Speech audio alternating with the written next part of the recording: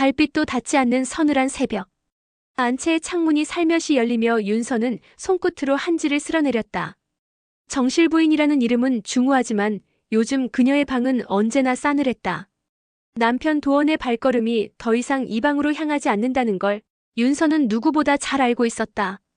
그러던 어느 날, 사랑채를 향해 하인들의 동선이 묘하게 바뀌기 시작했다.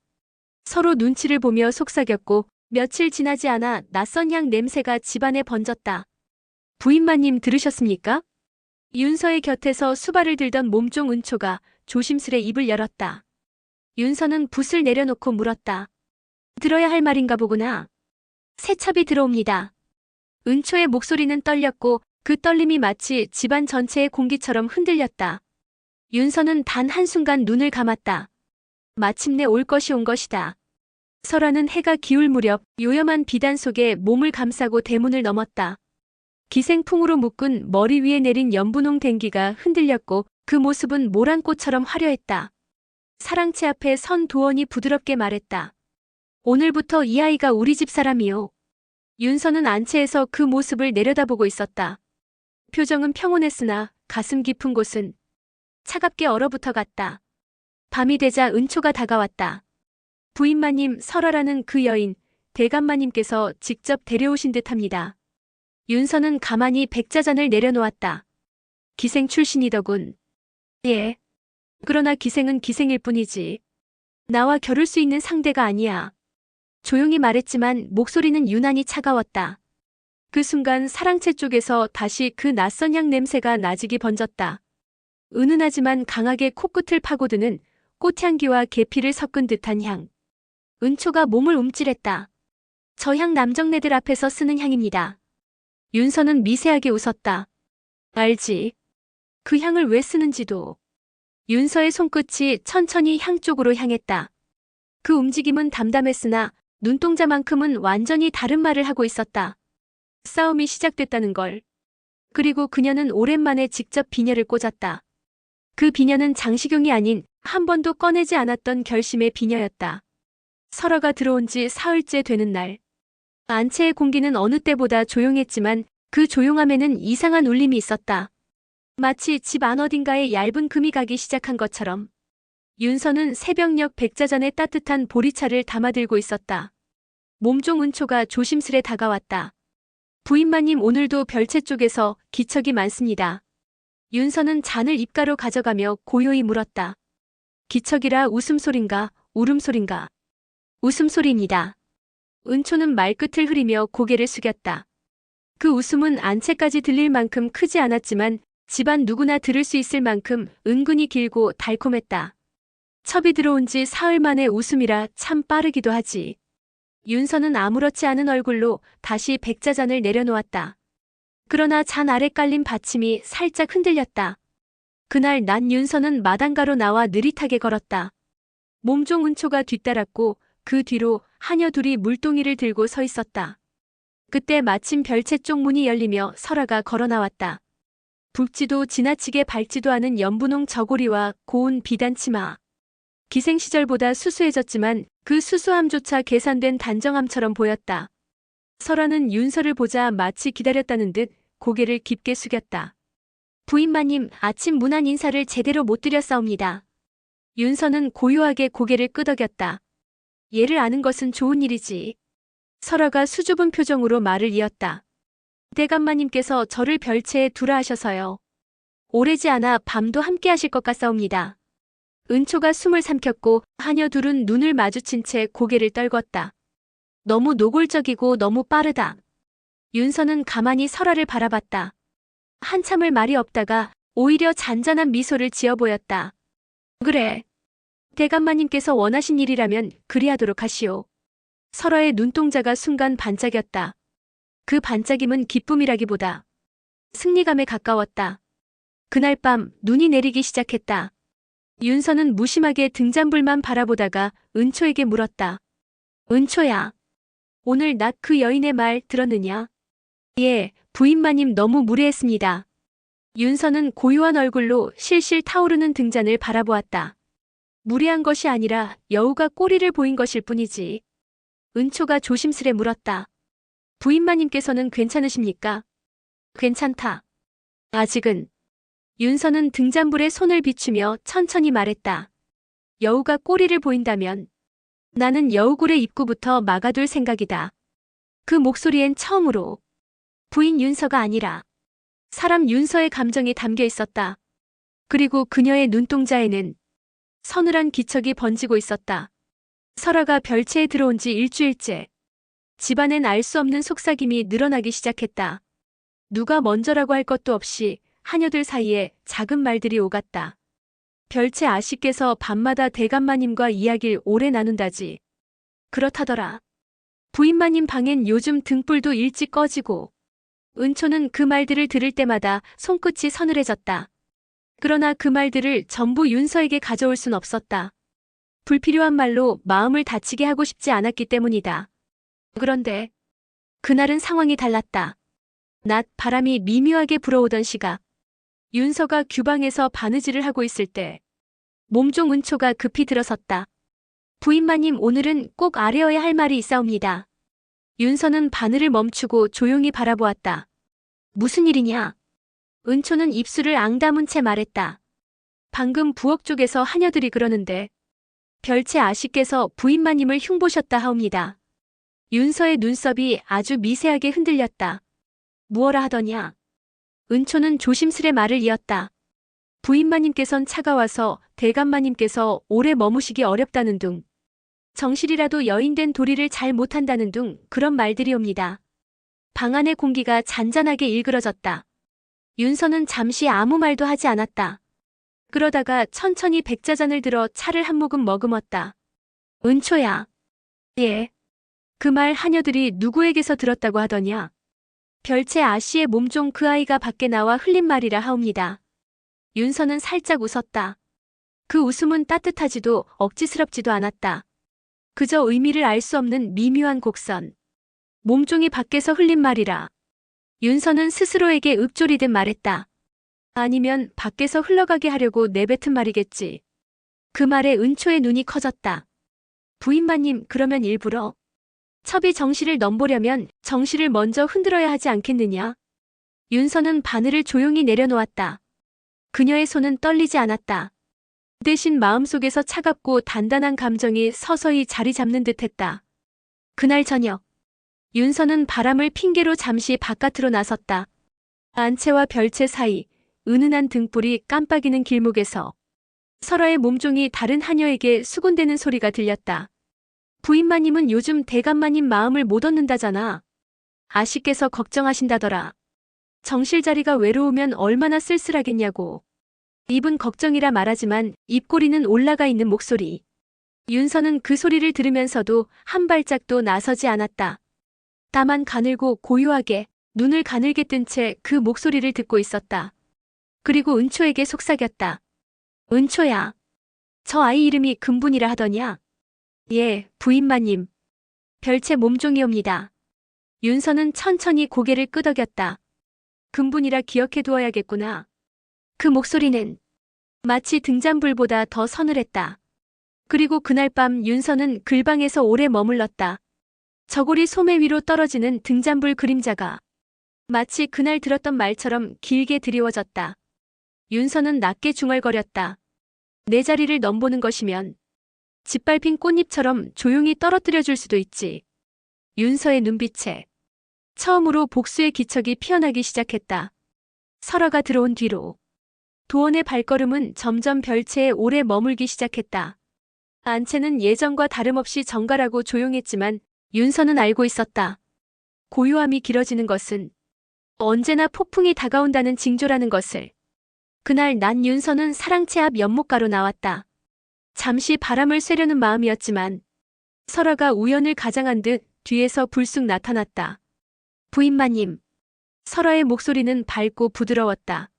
하지만 그 밝음이 지나치게 자연스러워 오히려 거슬렸다. 윤서는 고요히 고개를 돌렸다. 왜 그러느냐? 설아는 손에 작은 약첩 하나를 들고 있었다. 연분홍 끈으로 묶인 정성스러워 보이는 모양새였다. 이것을 드리려 하옵니다. 설아가 미소 띠며 건넸다. 대감마님께서 요즘 밤에 기력이 떨어지신다 하여 제가 사온 보양약이 옵니다. 은초가 숨을 삼켰다. 너무나도 건방진 말.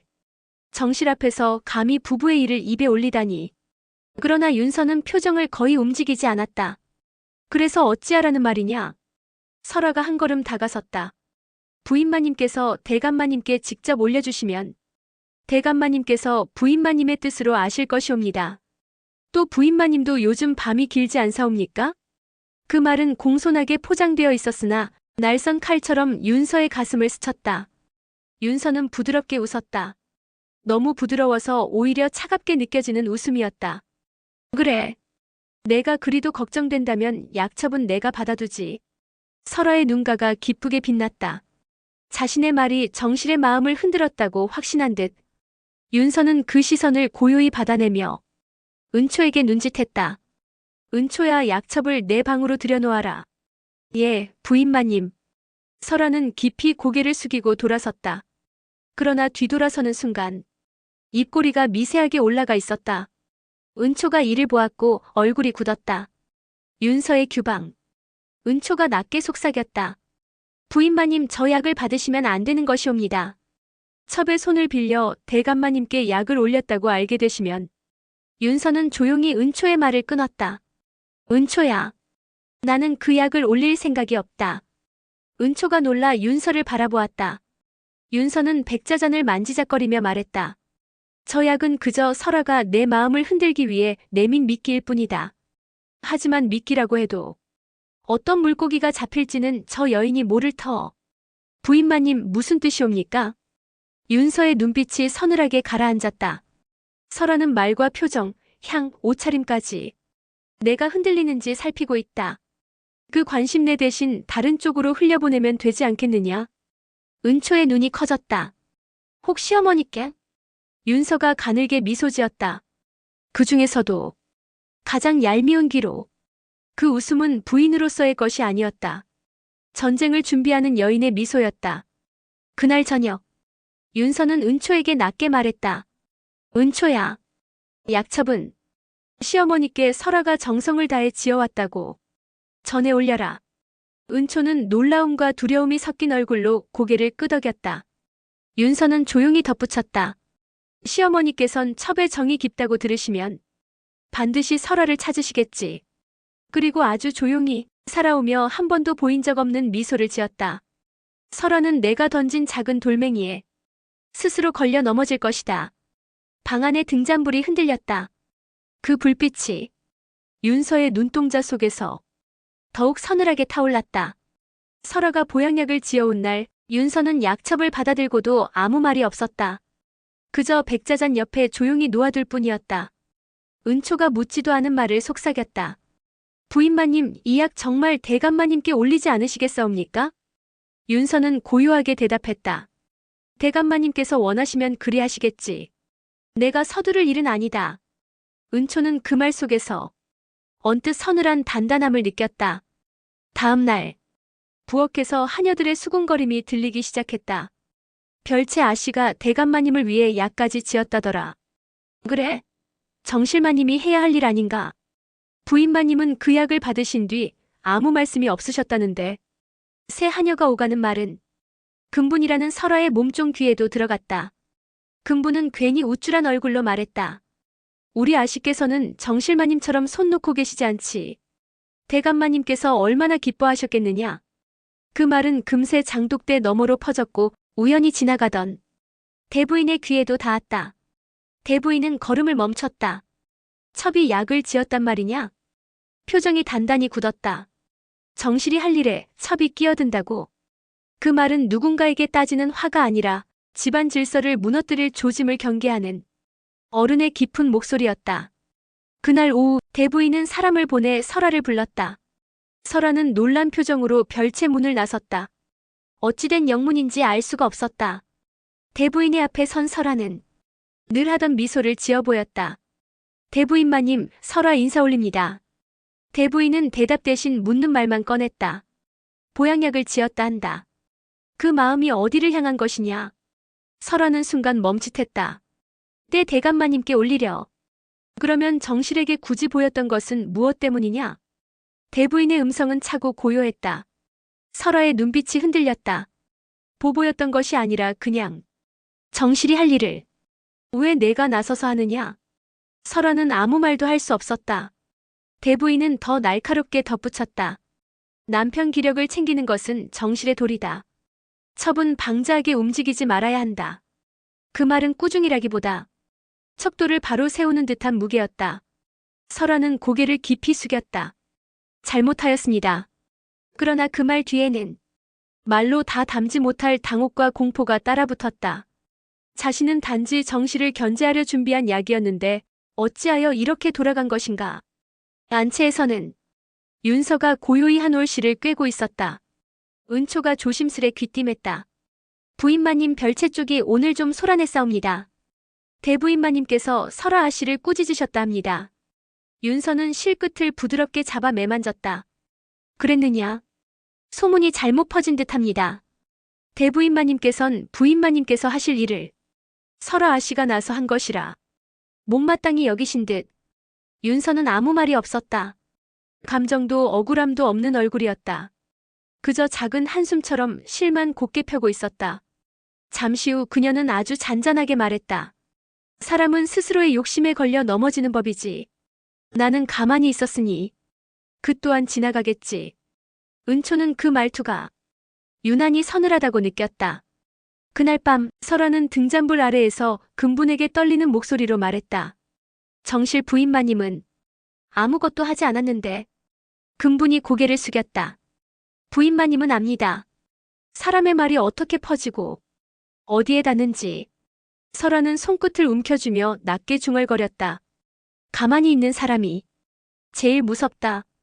대부인에게 불려가 꾸중을 들은 뒤 설아는 사흘 동안 방에서 거의 나오지 않았다. 하지만 시간을 끌수록 상황은 자신에게 더 불리해진다는 걸 그 누구보다 잘 아는 여인이었다. 결국 넷째 날 설아는 마음을 다잡고 별채 문을 나섰다. 눈가에 옅은 분을 바르고 이번만큼은 순한 첩의 태도를 더 굳게 입었다. 안채 앞마당. 윤서는 느릿하게 뜰을 거닐며 매와 가지의 마른 끝을 쓸어보고 있었다.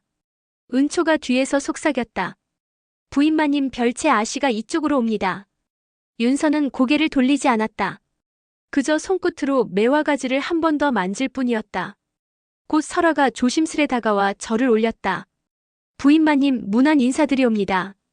윤서는 그제서야 고개를 돌렸다. 표정엔 비난도 조롱도 없었다. 평소와 다름없는 담담한 정실의 얼굴. 그래. 일어나거라. 설아는 입술을 조심스레 다물고 말을 꺼냈다. 지난번 일로 대부인마님께서 저를 꾸짖으셨사옵니다. 제 불찰이었사오니 부디 너그러이 용서하여 주시옵소서. 그 말 자체엔 공손함이 있었으나 그 목소리엔 희미한 떨림이 있었다. 설아 스스로도 느끼고 있었기 때문이다. 정실은 나를 견제하지 않았다. 그런데 나는 혼났다. 윤서는 설아를 한참 바라보았다. 설아야. 예, 부인마님. 꾸중을 듣는 일은 때로는 마음을 단단하게 만들기도 한다. 설아의 두 손이 살짝 떨렸다. 그냥 위로하는 말인지 아니면 의미를 담은 말인지 알 수가 없었다. 내가 너를 혼낸 적은 없지 않느냐? 윤서가 조용히 덧붙였다. 그러니 내게 사죄할 것도 없고. 그 말이 가장 뼈아팠다. 정작 설아는 윤서에게 잘못한 일을 한 셈인데 윤서는 화를 내지 않는다. 평정하게 담담하게 흔들림 없이. 그 침묵이 설아를 더 불안하게 만들었다.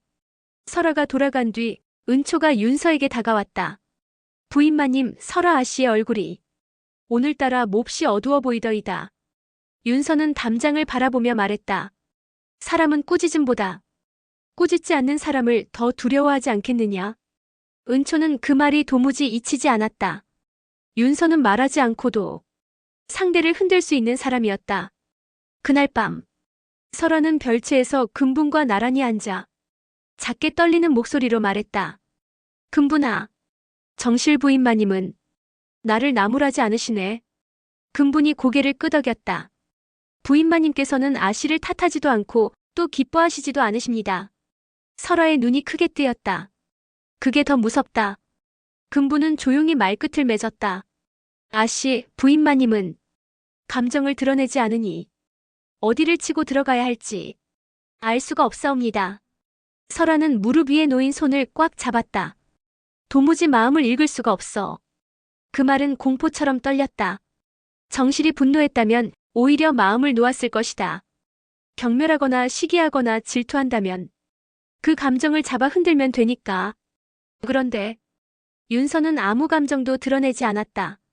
그 아무 감정 없음이 설아의 마음을 가장 먼저 무너뜨리고 있었다. 안채에서는 윤서가 등잔불 아래에서 천천히 실을 뽑고 있었다. 은초야. 예, 부인마님. 윤서는 가늘게 미소 지었다. 설아는 이제부터가 시작일 것이다. 은초의 등골이 서늘해졌다. 윤서는 한 번도 큰 소리로 혹은 직접적으로 설아를 밀어낸 적이 없다. 그런데도 설아의 마음은 이미 크게 흔들리고 있었다. 그 흔들림은 앞으로 더 깊이 갈 터였다. 대부인에게 꾸중을 들은 날 이후로 설아는 겉으로는 반성하는 듯 살았다. 별채는 조용했고 하녀들이 다가오면 예전보다 더 상냥하게 대했다. 그러나 그 상냥함 속에 어딘가 얇은 칼날 같은 것이 비쳤다. 이른 아침 안채 뒤편에서 금붕과 하녀 둘이 물동이를 들고 오다 설아에게 붙잡혔다. 설아는 부드러운 얼굴로 물었다. 지난번 일, 하녀들 사이에서 많이 이야기가 오갔다더구나. 하녀들은 긴장하며 고개를 저었다. 아닙니다, 아씨. 설아는 웃어 보였다. 너무 온화해서 오히려 등골이 서늘해지는 미소였다. 괜찮다. 그저 부인마님께서 요즘 몸이 약하셔서 떼감마님께 제대로 신경을 못 쓰신다는 이야기를 잠시 들었을 뿐이야. 너희가 그런 말을 했겠느냐? 하녀 둘은 얼굴이 하얘졌다. 그런 말은 한 적 없었다. 하지만 설아의 말투는 이미 들어서 알고 있다는 듯 했다. 금분도 눈을 피했다. 이미 설아가 원하는 것이 무엇인지 알고 있었기 때문이다. 설아가 마지막으로 한마디 던졌다. 아랫사람들이 들은 것일 테니 부인마님께는 괜히 말씀드리지 말거라. 섬세한 분이시니 마음 다치신다. 말투는 상냥했지만 그 말 한 줄이 안채까지 퍼지면 어떻게 되는지 모를 리 없었다. 점심 무렵 대부인이 안채로 윤서를 찾아왔다. 며느라기야, 요즘 몸이 허한 것이냐? 윤서는 놀란 눈으로 고개를 들었다. 어머님, 무슨 말씀이옵니까? 대부인은 은근히 말을 돌렸다. 어디서 그런 소리를 들었지? 남편을 챙기지 못할 만큼 기운이 없다는. 윤서는 순간 누군가가 은근히 퍼뜨린 말이라는 것을 깨달았다. 그러나 표정 하나 변하지 않고 고개를 숙였다. 어머님, 소문은 바람처럼 오고 가는 것. 염려 내려놓으시옵소서. 대부인은 윤서의 침착함에 오히려 마음을 놓았다. 그래. 내가 평소 하던 대로 하면 된다. 대부인은 윤서를 의심하지 않았으나 그 말 한 토막이 설아에게 다시 돌아갈 불씨가 되리라는 건 몰랐다. 설아는 기회처럼 느꼈다. 안채를 떠난 대부인의 얼굴이 어딘가 찜찜해 보였던 것을 설아는 놓치지 않았다. 정실이 무능하게 보이기만 하면 대감마님의 마음도 더 흔들리겠지. 설아의 눈빛이 잠깐 어둡게 빛났다. 은초가 안채로 들어오면서 설아와 마주쳤다. 설아는 상냥한 얼굴로 다가왔다. 은초야. 부인마님께서 요즘 기운이 빠져 보이시더라. 내가 할 수 있는 일 있으면 말해다오. 그 말은 배려 같았지만 은초는 그 미소 뒤에서 무언가 이상한 냄새를 느꼈다. 부인마님께서는 평소와 다르지 않으십니다. 설아는 도리어 은초에게 미소를 더 깊게 드리웠다. 그래? 내 눈엔 좀 달라 보여. 부인마님이 초조하신 듯도 하고 초조한 사람은 윤서가 아니라 설아 자신이었다. 은초는 아무 말 없이 그 자리를 피했다. 해가 지고 나서 윤서는 등잔불 아래서 은초에게 물었다. 은초야, 오늘 낮에 설아가 너에게 무슨 말을 하더냐? 은초는 조금 망설이다 말했다. 부인마님께서 초조해 보인다고. 요즘 기운 없으시다는 말이 대부인마님께도 살짝 흘러간 듯합니다. 윤서는 찻잔을 가만히 내려놓았다. 기운이 없다라. 그 말 하나가 누군가의 계산에서 나온 것임을 윤서는 바로 파악했다. 말을 흘린 사람은 설아가 아닐 수도 있다. 하지만 설아가 흘러가길 바라는 방향은 명확했다. 윤서는 조용히 일어나 창문을 열었다. 바람이 스쳐 들어오고 등잔불이 흔들렸다. 그리고 윤서는 잔잔한 목소리로 말했다. 이제야 저 여인의 결이 보이기 시작하는구나. 은초는 떨리는 목소리로 물었다. 부인마님 설아 아씨를 어찌하시려 하옵니까? 윤서는 창밖을 보며 상냥한 듯 그러나 서늘한 미소를 지었다. 내가 할 일은 없다. 그저 그 여인이 스스로 만든 그림자를 조금 더 길게 해줄 뿐. 등잔불이 윤서의 눈동자 속에서 반짝였다. 그 빛은 조용하지만 누구보다 깊고 누구보다 무서웠다. 안채에 차가운 바람이 스며들던 저녁. 윤서는 몸종 은초에게서 뜻밖의 이야기를 들었다. 부인마님 오늘 부엌 쪽에서 하인 하나가 대감마님께 꾸중을 들었사옵니다. 윤서는 시라노를 정리하던 손을 멈추었다. 무슨 연유로? 은초는 주저하다 낮게 속삭였다. 부인마님께서 요즘 기운이 없으시다고 하녀들이 들었다고 말해버렸다 하옵니다. 대감마님께서는 그런 말이 왜 돌아다니느냐며 노하셨다 합니다. 윤서의 눈빛이 고요히 가라앉았다. 몸이 약하다는 소문 한 줄이 남편의 귀까지 들어갔다. 그리고 그 말 때문에 하인 하나가 벌을 받았다. 누군가 가문의 질서를 흔들기 시작했다는 뜻이었다. 설아는 소문을 바로 퍼뜨린 건 아니었다. 그러나 그 방향으로 흘러가도록 만들었음은 분명했다. 윤서는 실을 천천히 감아올리며 은초에게 물었다. 은초야, 그 하인이 어디에서 그 말을 들었다 했느냐? 은초는 얼굴을 굳히며 대답했다. 별채 쪽에서 나눠진 말이라 하였사옵니다. 그 시각 별채. 설아는 금분과 함께 조용히 차를 올리고 있었다. 하지만 금분의 얼굴은 예전과 달리 어딘가 굳어 있었다. 금분아, 오늘 부엌에서 무슨 일 있었느냐? 금분은 말끝을 흐리며 대답했다. 그게 아씨, 부인마님께서 몸이 약하시다는 말이 대감마님 귀에 들어갔다 하옵니다. 설아가 손을 멈추었다. 대감마님께? 그게 어찌? 금분은 더 작게 속삭였다. 하인이 부엌에서 들은 말을 옮겼다는데 그 말은 제가 예전에 하녀들에게 스쳤던 말인지도. 설아의 눈빛이 순식간에 불안으로 얼룩졌다.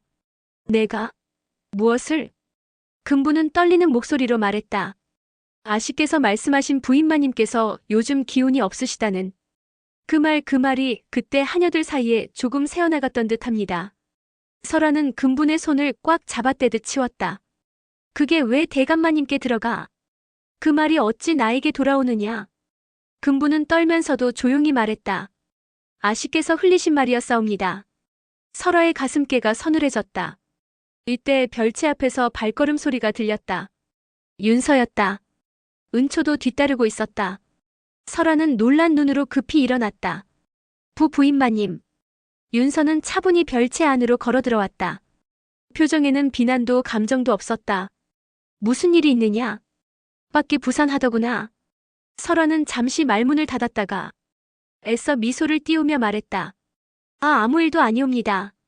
부엌에서 작은 오해가 있었던 모양이옵니다. 윤서는 고개를 기울이며 설아를 바라보았다. 오해라. 누가 누구를 오해한 것이냐? 설아는 떨리는 눈빛으로 답했다. 하인이 부인마님께서 편찮으시다고 그리 들었다 하여. 윤서는 한 걸음 앞으로 다가섰다. 그 말이 내 입에서 나온 적은 없느냐? 설아의 얼굴이 새하얗게 질렸다. 부인마님 저는 부디 그럴 리가. 윤서는 설아의 말을 끝까지 듣지 않았다. 대신 은초를 바라보며 조용히 말했다. 은초야. 예, 부인마님. 부엌과 마당에서 누가 무슨 말을 했는지 정확히 알아봐라. 사람의 말은 처음 나온 곳을 잊지 않는 법이다. 설아는 가슴이 철렁 내려앉았다. 윤서는 더 이상 꾸짖지 않았다. 비난도 하지 않았다. 그저 한마디만 했다. 설아야. 설아는 숨을 멈추었다. 자리가 가벼운 사람일수록 말도 가볍게 흘러가는 법이다. 그러니 말이 너를 어디로 데려갈지 조심해야 한다. 윤서의 목소리는 부드러웠다. 그러나 그 부드러움이 설아의 마음을 그대로 움켜쥐는 것 같았다. 윤서가 돌아가고 나서 별채는 얼어붙은 듯 조용해졌다. 설아는 더 이상 미소를 유지할 수 없었다. 금분아, 나는 정실 부인마님이 이렇게까지 무서운 분일 줄. 설아의 손이 떨리고 있었다.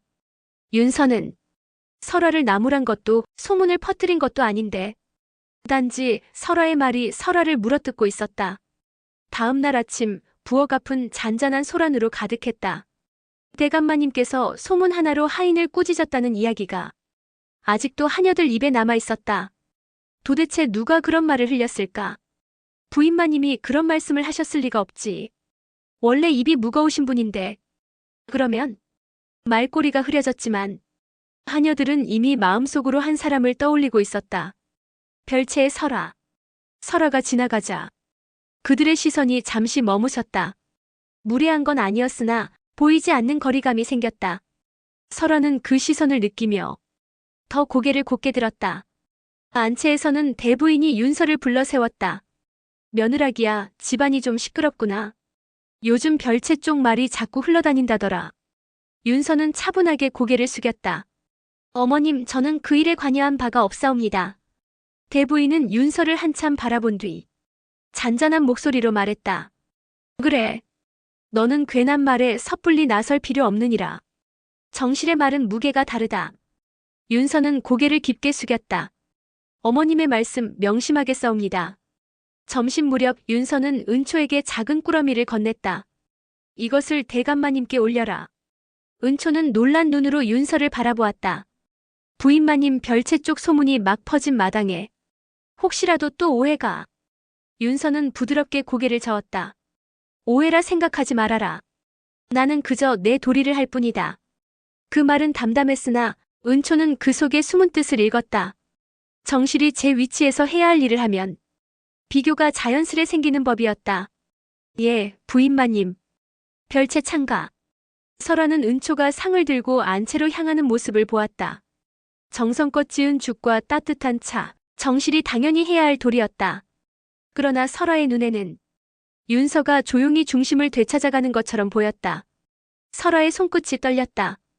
부인마님이 움직이셨다. 곁에 있던 금분이 조심스레 말했다. 아씨, 부인마님은 늘 하시던 일을 그저 하신 것뿐이옵니다. 설아는 작게 웃었다. 쓴 웃음이었다. 늘 하던 일. 그게 어찌 이렇게 무겁게 느껴지지? 금분은 아무 말도 하지 못했다. 설아는 멀어져가는 윤서를 바라보며 한참 동안 움직이지 못했다.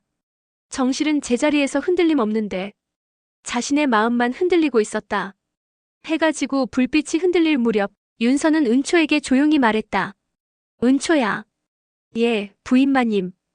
윤서는 등잔불 아래에서 실을 곱게 뽑으며 느리게 말을 이었다. 설아는 이제 더 조급해질 것이다. 은초는 걱정 어린 눈빛으로 물었다. 부인마님께서는 그 조급함을 막으시려 하옵니까? 윤서는 고개를 저었다. 막을 필요는 없다. 사람은 움직일수록 자기가 만든 그림자 속에 더 깊게 들어가는 법이다. 윤서의 목소리는 부드러웠지만 그 속엔 흔들림 없는 깊이가 있었다. 그날 밤 안채는 고요했지만 별채는 한참이나 잠들지 못했다. 저녁 바람이 서늘하게 내려앉은 시각, 사랑채 안에는 등잔불 하나가 고요히 타오르고 있었다. 윤서는 두 손으로 찻상을 받쳐들고 들어갔다. 보양죽 한 그릇, 따뜻한 차 한 잔. 별것 아닌 상차림이었으나 정실이 할 도리를 담은 상이었다.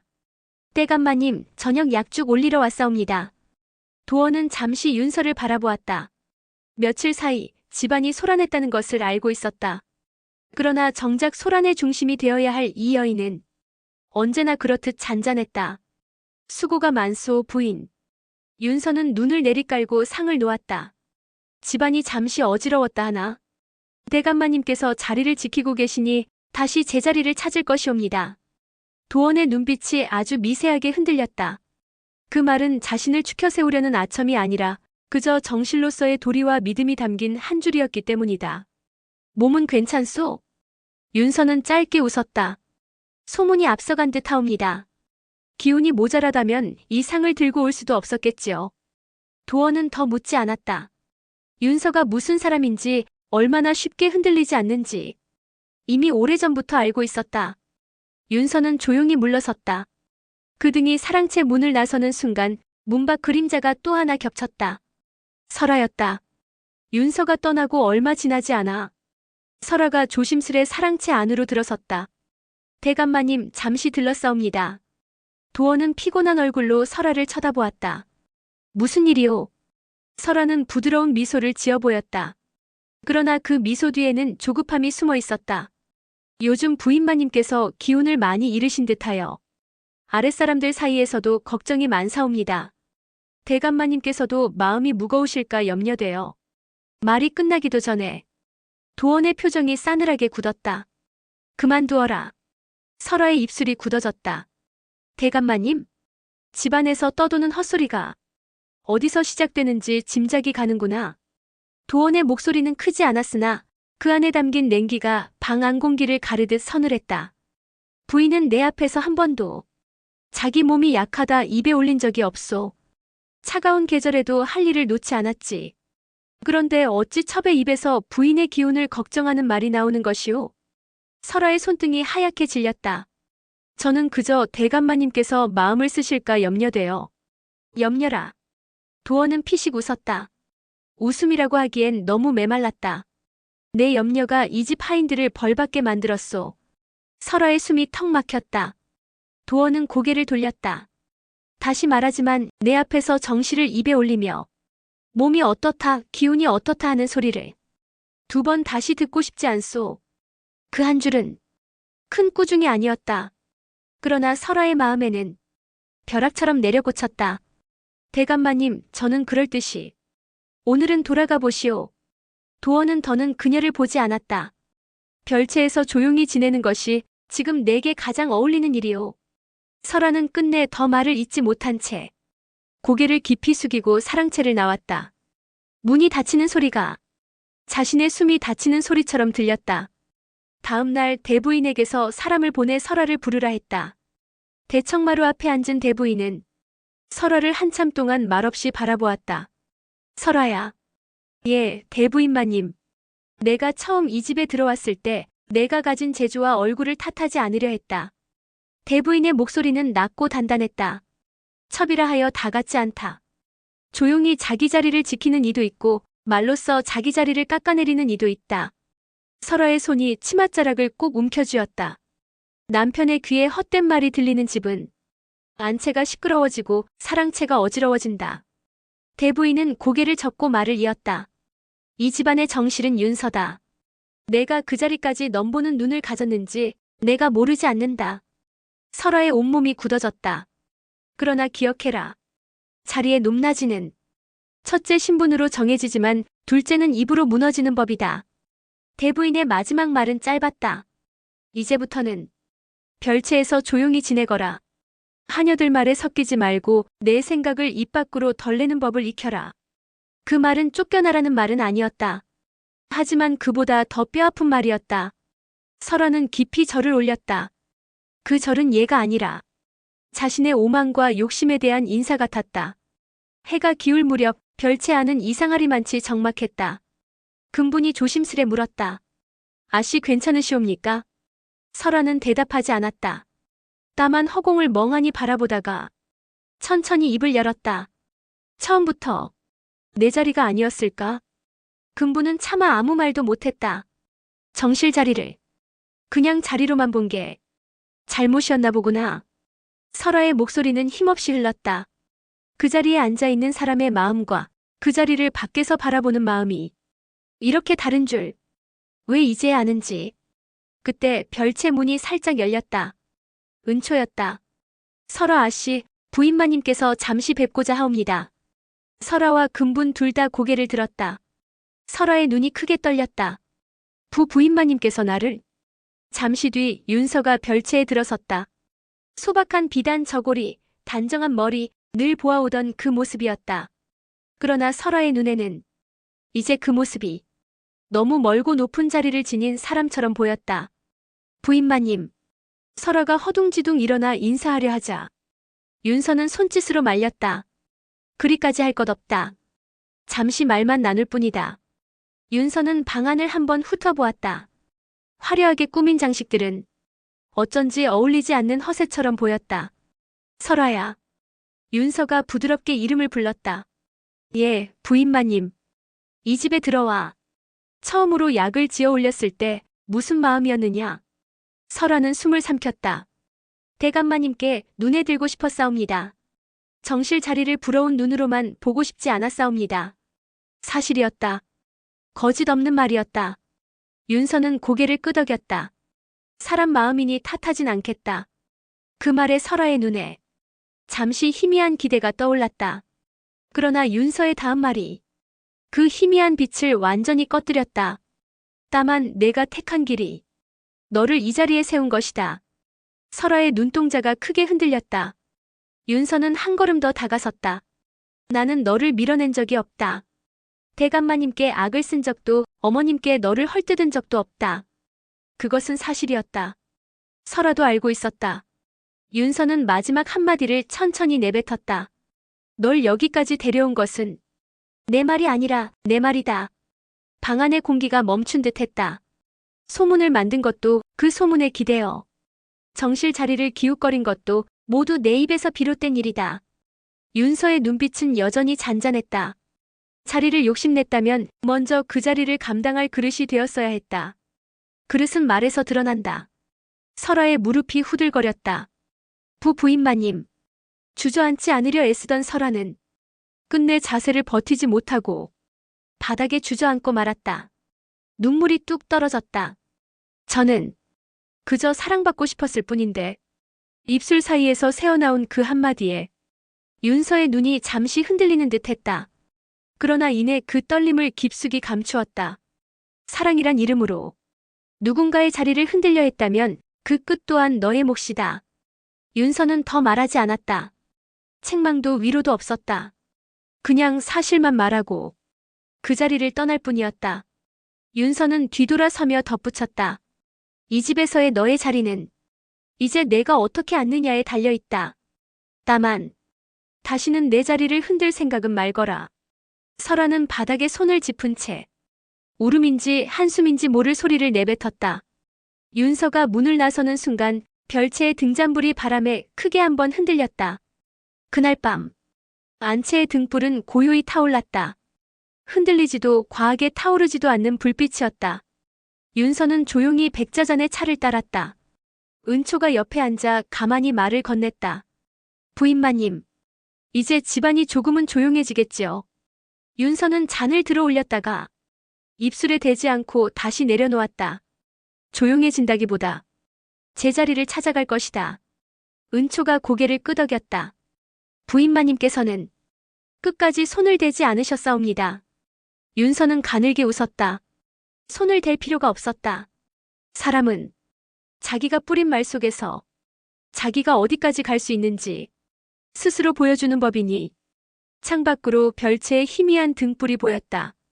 그 빛은 안채의 불빛보다 훨씬 약하고 아슬아슬하게 흔들리고 있었다. 윤서는 마지막으로 창밖을 바라보며 조용히 속삭였다. 나는 내 자리를 지켰을 뿐이다. 그 한 줄이 이 집안 싸움의 결말이었다. 그리고 그날 밤 안채는 깊이 잠들었고 별채에서는 오랫동안 끊어지지 않는 흐느낌이 작게 새어나왔다. 이렇게 해서 윤서와 설아의 이야기, 조용하지만 가장 날카로운 전쟁은 고요 속에 끝이 났습니다. 작은 말 한마디가 어떤 운명을 부르는지, 그리고 서로 다른 자리의 무게가 어디까지 사람을 흔들 수 있는지, 이야기는 그렇게 마지막 장을 닫습니다. 이 이야기가 마음에 와닿았다면 구독과 좋아요로 다음 이야기를 기다려주세요. 당신의 작은 응원이 새로운 이야기를 이어가는 큰 힘이 됩니다.